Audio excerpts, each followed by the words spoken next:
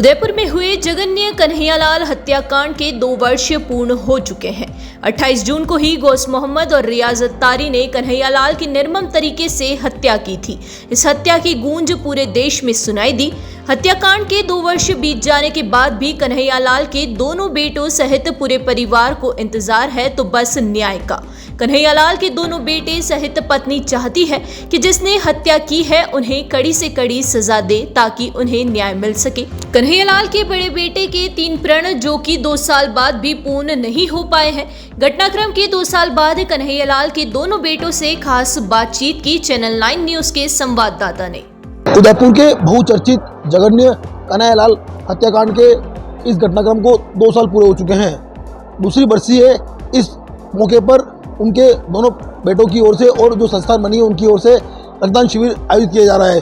खास बात यह है कि इन 2 सालों में इनके साथ क्या गुजरा, कैसे ये रहे, इसके अलावा इनकी जो प्रण थे, इन्होंने जो 3 प्रण लिए थे वो अभी तक पूरे होते नहीं दिखाई दे रहे। इसके पीछे क्या कारण रहे, आइए इनसे बात करते हैं कि इन 2 सालों में इनके साथ कैसी परिस्थिति रही। सबसे पहली बात, जब घटनाक्रम हुआ था तब से लेकर अब तक इन 2 सालों में कैसा समय गुजरा आपका? देखिए, 2 साल से अभी तक लेकर हम रोज़ जब भी उठते तो हम न्याय की कामना करते हैं कि हमें इंसाफ कब मिलेगा, मेरे पिताजी की हत्या करने वाले अपराधियों को फांसी की सज़ा कब मिलेगी। इसी बीच में अभी NIA कोर्ट भी जाके आए वो 3 से 4 बार। उसमें मेरी अभी तक एक पेशी हो पाई है जिसमें मेरे बयान लिए गए। वह अगली डेट जब मुझे मिलेगी तब मुझे क्रॉस पे जाना रहेगा। फिर भी मतलब मैं ये चीज़ जानना चाहूँगा कि जब इतने सारे सबूत होने के बावजूद भी अपराधियों को सज़ा देने में इतना समय क्यों लग रहा है, जबकि खुद अपराधियों ने वीडियो क्लिपिंग बनाकर कबूला है कि ये मर्डर हमने किया है, उस कृत्य करते समय वीडियो डाला है। तो कोर्ट इस चीज़ का क्या साबित करना चाहती है कि मतलब क्या उन्होंने मर्डर किया है या नहीं, या उनको सज़ा देने में इतने समय क्यों लग रहा है, ये मतलब हमारे सामने क्लियर किया जाना चाहिए। बिल्कुल, आपने अभी एक बात कही कि NIA कोर्ट में आप 3 से 4 बार गए, 1 बार आपके बयान हुए, लेकिन जो कोर्ट की प्रक्रिया है वह बहुत धीमे चल रही है। जो जांच एजेंसी है NIA वो किस तरह काम कर रही है और उसकी जो काम करने का तरीका है उसको लेकर आप क्या कहेंगे? देखिए, जो एजेंसी है उन्होंने 3 से 6 महीने के अंदर चालान पेश कर देना चाहिए था। 3 से 6 महीने का चालान किया उनको, तो मतलब इस केस को फास्ट ट्रैक में बिठाकर इतने टाइम में तो अपराधियों को सज़ा दे देनी चाहिए थी। उन्होंने चालान ही 1-1.5 साल में पेश किया है।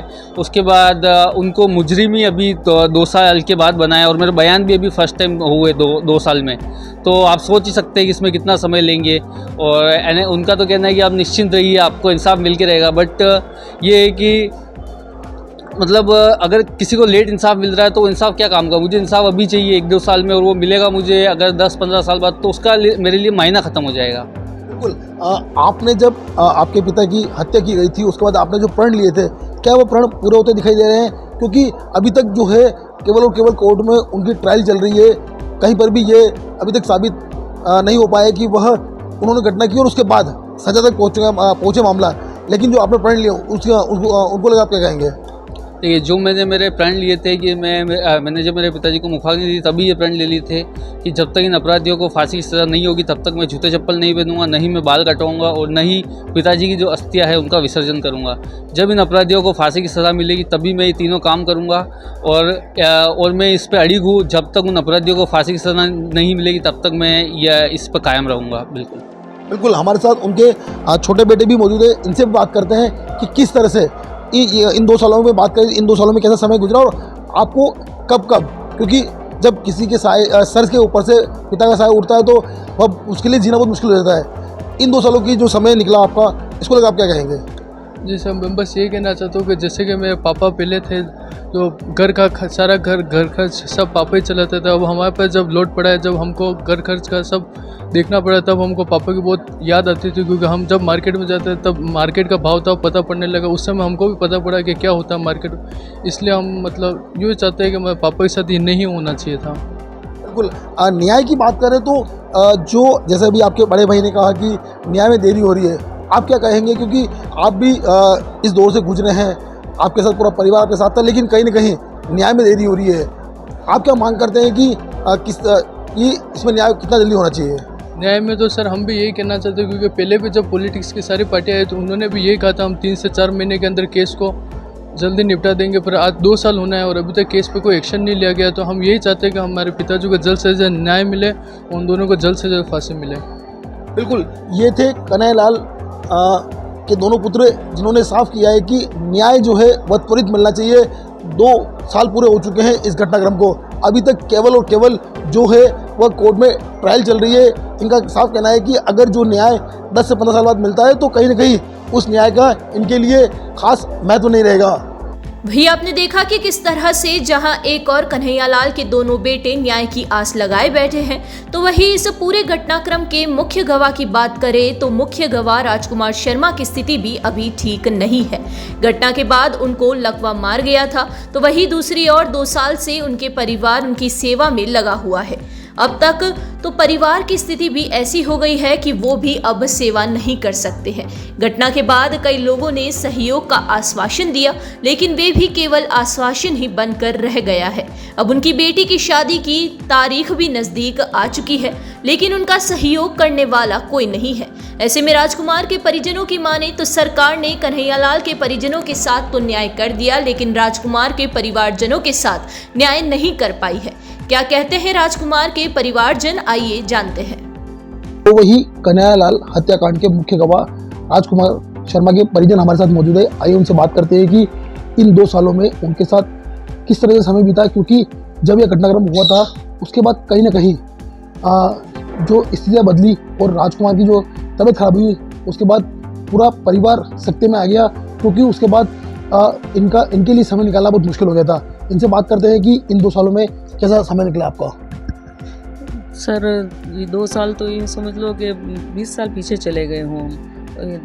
हर क्षण सुरक्षा की दृष्टि से, काम की दृष्टि से, राजकुमार जी की सेवा चाकरी, फिर बिटिया की शादी, वर्कलोड भी इतना ज़्यादा, प्लस कमाने धमाने वाले कोई नहीं, और एक राजकुमार जी थे करने धरने वाले, तो ये बिस्तर पे आ गए।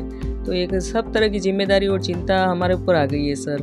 और वापस ये है कि बिटिया की शादी है तो खर्च वगैरह सारा देखना पड़ रहा। कोई ऐसी सरकार ने कोई इतनी मदद करी नहीं है, हमारे किसी ने सहयोग किया नहीं है सर। लोग ने बोला था बिटिया की शादी में हम आपकी मदद करेंगे, अभी तक तो कोई मदद आई नहीं है मेरे पास।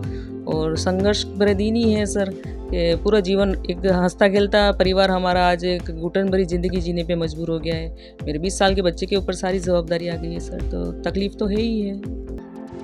बिल्कुल, जब ये घटनाक्रम हुआ था तब बात करें तो उस समय किस तरह से लोगों ने आश्वासन दिया था, और आज की बात करें तो किस तरह का सहयोग मिल पा रहा है, क्योंकि उस समय तो कई लोगों ने ये भी कहा था कि हम आपकी सहयोग करेंगे, जब शादी होगी तब सहयोग करेंगे, उसके अलावा भी सामान्य स्थिति में भी सहयोग करेंगे। लेकिन अब जो है, क्योंकि कुछ दिनों बाद आपके बिटिया की शादी है, तो उसको लेकर आप क्या सोचते हैं, किस तरह सहयोग होना चाहिए था, या फिर सरकारी स्तर पर कितना सहयोग मिला आपको?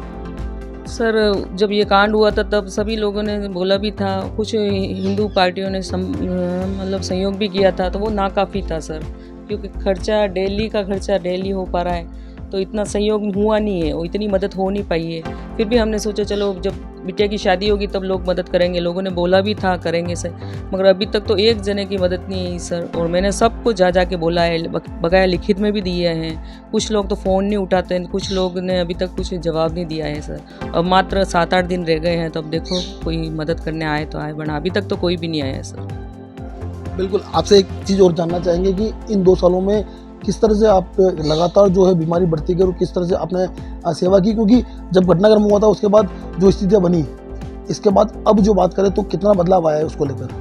सर जब ये हत्याकांड हुआ था तब तो राजकुमार जी बिल्कुल स्वस्थ थे, 12-12, 16-16 घंटे काम करते थे। और इस हत्याकांड के बाद ही उनके दिमाग में इतना जोर का प्रेशर आया ना सर, तो हाफ बॉडी पैरालिसिस हो गया, 2 बार ब्रेन हेमरेज का ऑपरेशन हो गया, नित्य डेली दवाइयाँ चलती है, हॉस्पिटल ले जाना करना, इनकी थेरेपीज वगैरह 2 साल तक थेरेपियाँ करवाई है।